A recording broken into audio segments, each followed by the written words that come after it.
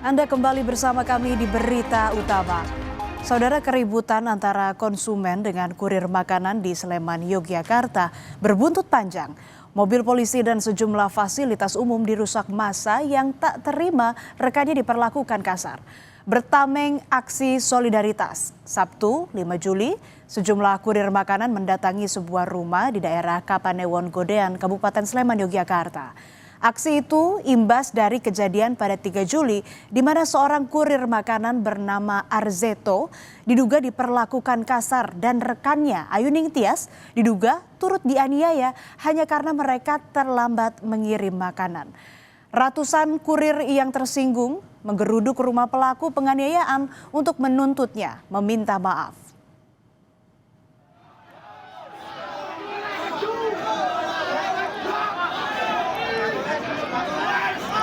Pada Jumat malam 4 Juli lalu, ratusan kurir makanan itu datang beramai-ramai ke rumah Takbirda Salasiwi Wartiana membawa amarah.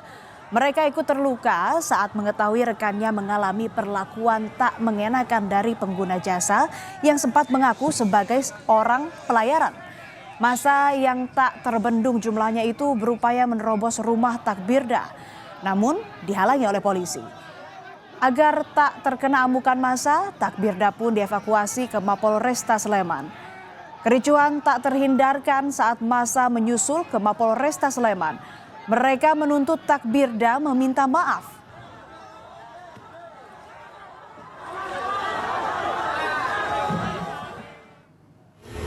Usai huru-hara yang terjadi, pelaku penganiayaan pun meminta maaf kepada korban dan seluruh komunitas kurir makanan lewat sosial media. Ia mengaku hilaf karena tersulut emosi dan menyesali perbuatannya. Polisi bilang video permintaan maaf diambil saat Takbirda diamankan di Mapolresta Sleman ketika massa kurir makanan menggeruduk rumahnya. Mohon dengan tulus untuk meminta maaf kepada korban dan driver ojol, terutama driver Shopee, atas kejadian Kamis 3 Juli 2025 pukul 21.30. Dengan hal itu saya sangat menyesal dan saya siap menerima konsekuensinya dengan prosedur hukum yang berlaku.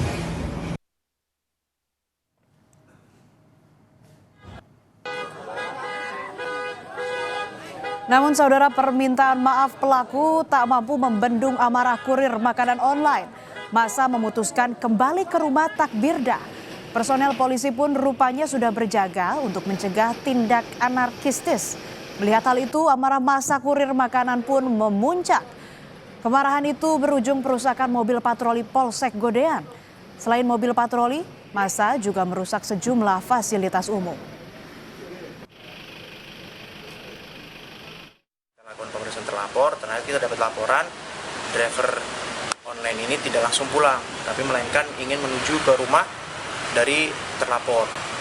Di situ kita udah siapkan anggota, kita halau massa supaya tidak terjadi anarkis, namun yang terjadi karena ketidakpuasan dari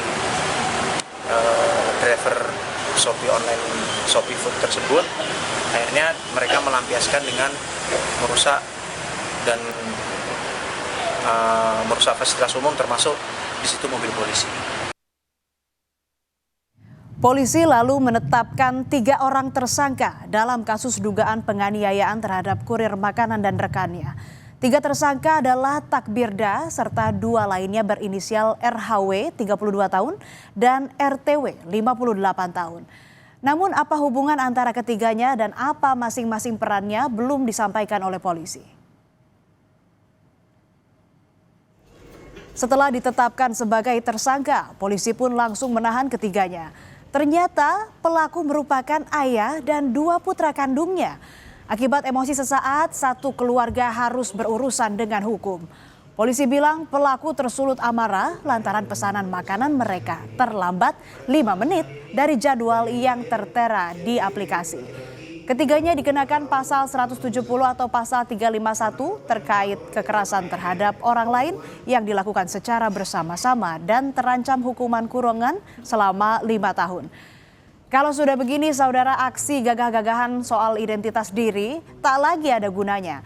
Apalagi polisi sudah membantah latar belakang pelaku bukan dari sektor pelayaran. Bahkannya dari jadwal yang sudah ditentukan waktu pemesanan itu 5 menit. Untuk dari TTW tersebut bukan dari pelayaran ya, atau sekolah pelayaran, cuman yang bersangkutan kerja di perusahaan sebagai staf admin pelabuhan Vatuvia Morowali, Sulawesi Tengah. Adapun pasal dan ancaman hukuman yang kita kenakan itu pasal 170 atau pasal 351 KUHP tentang secara bersama-sama melakukan kekerasan terhadap orang atau penganiayaan dengan ancaman hukuman 5 tahun penjara. Pasca perusakan mobil patroli milik Polsek Godean Sleman, Yogyakarta, buntut penggerudukan rumah pelaku oleh massa kurir makanan, polisi langsung memburu pelaku. Beginilah kondisi mobil patroli Polsek Godean yang dirusak massa.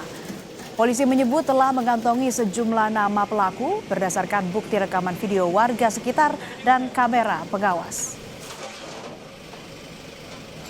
Juga tadi sempat diseret di jalan digulingkan, terus kaca-kaca dipukul semua, lampu rotator di atas juga tadi dicopot. Tapi kita udah kerjasama sama toko-toko yang ada di sana, kita udah minta CCTV-nya dari warga-warga juga, kita udah dari rekaman yang tadi pagi kita udah mengantongi lah nama pelakunya.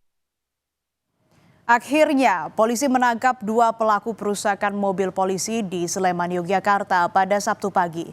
Keduanya merupakan kurir makanan yang masih berstatus pelajar dan masing-masing berusia 18 tahun. Sehari-hari keduanya bekerja sebagai kurir makanan meski tak berbekal surat izin mengemudi atau SIM. BAP dan MTA ditetapkan sebagai tersangka berdasarkan bukti rekaman video warga dan kamera pengawas yang beredar di media sosial. Polisi bilang kedua tersangka berperan ikut menggulingkan dan merusak mobil polisi. Salah seorang diantaranya bahkan berupaya membakar kendaraan patroli milik Polsek Godean itu, namun dapat dicegah aparat polisi dan warga. Polisi bilang masih akan memburu puluhan pelaku lainnya yang akan diidentifikasi lewat rekaman video maupun kamera pengawas di sekitar lokasi.